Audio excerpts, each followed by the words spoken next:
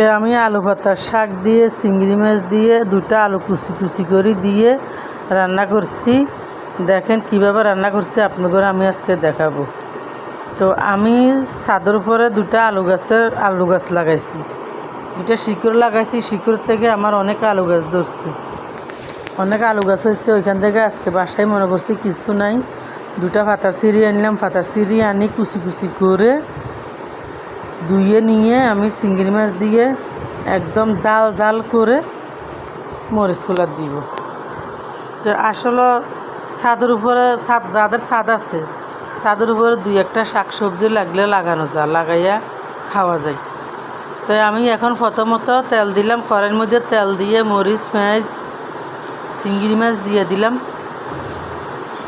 পেঁচা মরিচ দিয়ে দিলাম। চিংড়ি মাছগুলো ভালো করে দিয়ে দিলাম। দিয়ে এখন আমি চিংড়ি মাছগুলো কষাবো। আসলে ঘরের আশেপাশে মানুষে বলে যে সত্য কথা, একটা শাক লাগাইলে, যে কোনো একটা শাক সবজি লাগাইলে খাওয়া যায়। আজকে বাজারে যাইতে পারি নাই, ওইখান থেকে শাক আনি রান্না করা যায়। একদম মরিচা করে আমি শাকগুলো একেবারে জাল জাল করে রান্না করতেছি।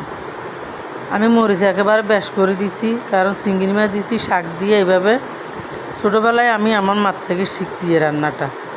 আমার মা এরকম ঘরে কিছু না থাকলে দুটা শাক আনি, দুটা আলু কুচি করে চিংড়ি মাছ দিয়ে এরকম জাল জাল করে মরিচ কলা দিয়ে আমাদের করে দিত। তো দুটা আলু একদম চিকন চিকন করে কুচি কুচি করে দিয়েছি আমি, তার সাথে চিংড়ি মাছও দিয়েছি, সব কিছু মরিচ মশলা দিয়েছি। দিয়ে আমি এখন আলুগুলা সিদ্ধ করব। শাক তো হয়েছে নরম, শাক সিদ্ধ হয়ে গলে যাবে, সেই জন্য আলুগুলা আমি সিদ্ধ করতেছি। আলু সিদ্ধ হয়ে গেছে, এখন আমি আলু পাতাগুলা দিয়ে দিতেছি। দেখেন আমি কীভাবে রান্না করতেছি আলু পাতা।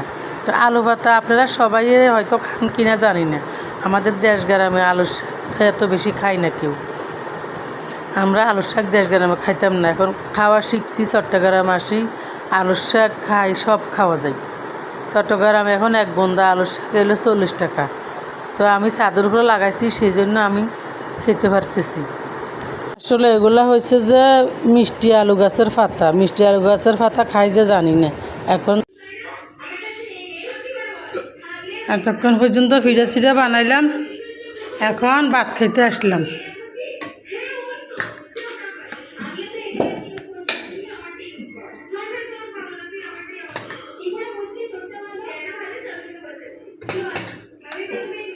কাতলা মাছ দিয়ে আলু দিয়ে বেগুন দিয়ে রান্না করছি।